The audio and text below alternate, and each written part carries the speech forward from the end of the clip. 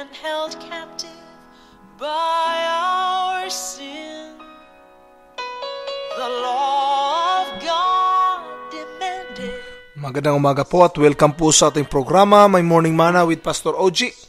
Buksan po natin ang ating mga Biblia sa aklat po ng Ephesians, chapter 5, verse 1. Ito po pagkasabi, Be imitators of God as dear children.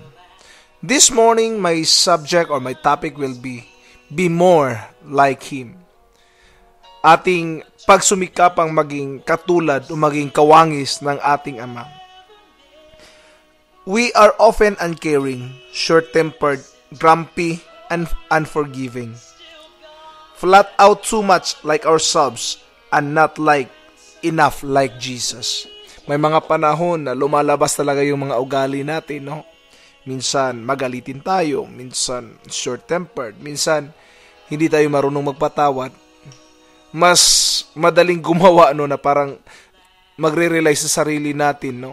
Instead na maging kawangis sana ni Kristo, naging opposite tayo kay Jesus Christ. Remember that we are saved to bear the family resemblance, to become increasingly more like Jesus and less like ourselves. Ang desire po ng ating Panginoon ay maging kawangis niya. Niligtas tayo ng Panginoon upang bitbitin itong pangalan niya.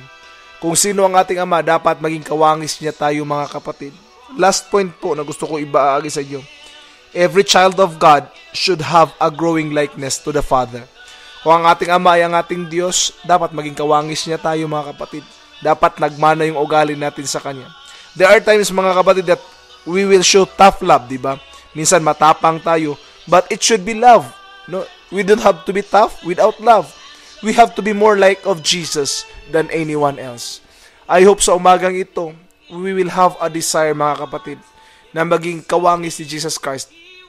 Higit nating pagsumikapan na maging katulad at maging kamukha ng ating Ama na nasa langit. God bless po at magandang umaga.